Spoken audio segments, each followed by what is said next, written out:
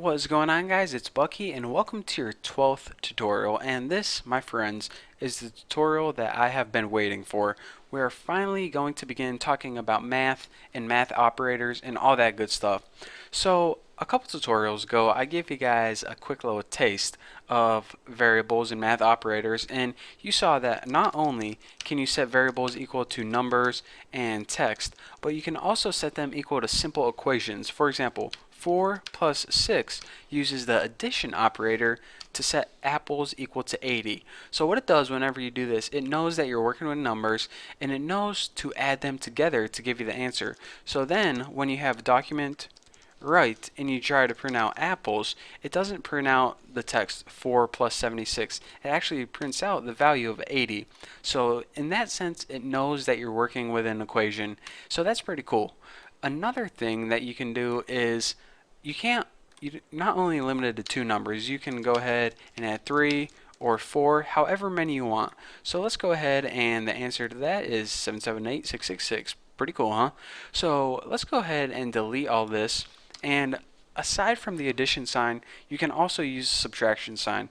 I don't really need to show you an example of that because hopefully you guys know how to subtract. What I do want to show you guys an example of is multiplication. So the multiplication might be a little different than you guys would expect. It's actually, go ahead and type like 54 or something. It's not x. Don't ever use a lowercase s. It's actually the asterisk sign, just like that. So 54 times 3, let's go ahead and see what that equals. 162. Pretty cool. So anyways, whenever you want to multiply, go ahead and use the asterisk sign. Whenever you want to divide, you can go ahead and you use the forward slash just like that. So 54 divided by 3 is 18. It goes in evenly, pretty cool. But what if you have a number like 56 divided by 3 that doesn't go in evenly?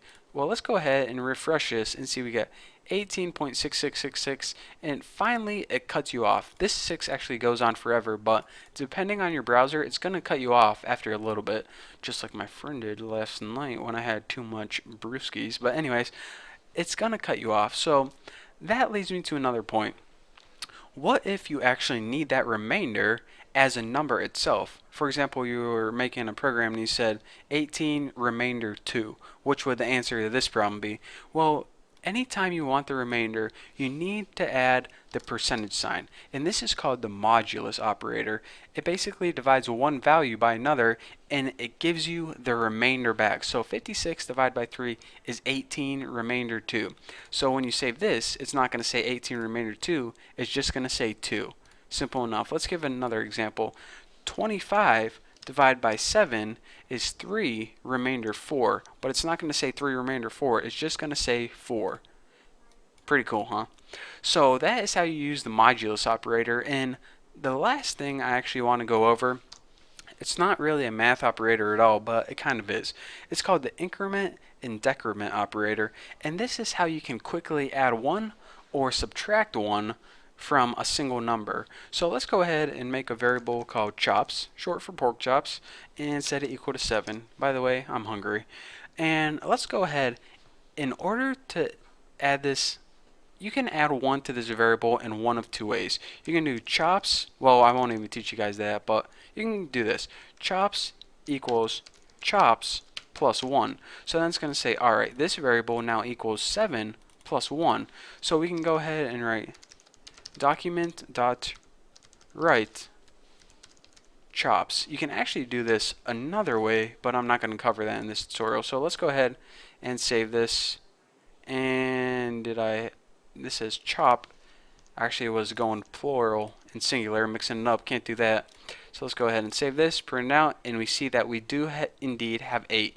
First it was 7, then we added 1 to it, we got 8. Pretty cool, huh? But see, whenever you have chop equal chop plus 1, it can get kind of confusing. So let me show you guys an easier way to quickly add 1 to a variable. Anytime you want to add 1 to a variable, just go ahead and write the name of the variable, then write plus plus, and that's it. That'll take the number, whatever it is, say it's like 67, and it would add 1 to it, and that'll give you a completely new variable. So let's go ahead and save this, and now chops is equal to 68 instead of 67. So that is a way to change a variable by adding 1 to it. You can also write chop minus minus, this is the decrement, or what's called decrement, whatever. Not decrement. That's something else, so don't want to talk about that. And see, it was 67 before, and then we took that variable, subtracted 1 from it, so now chop equals 66, and we printed it out on the screen. So again, plus plus and minus minus, they aren't really useful right now in these examples, but trust me, whenever we learn about loops, and we're going to learn about other stuff, and they're going to come in handy, and we're going to be using them a ton. So that's why I want to cover them now, so when we go over them later on, you won't get confused. So thank you guys for watching. That's all I have for you guys for this tutorial. A simple tutorial about math and simple equations. Oh, I got like a piece of phlegm in my throat. So anyways, thank you guys for watching. Don't forget to subscribe, and I'll see you in my other videos.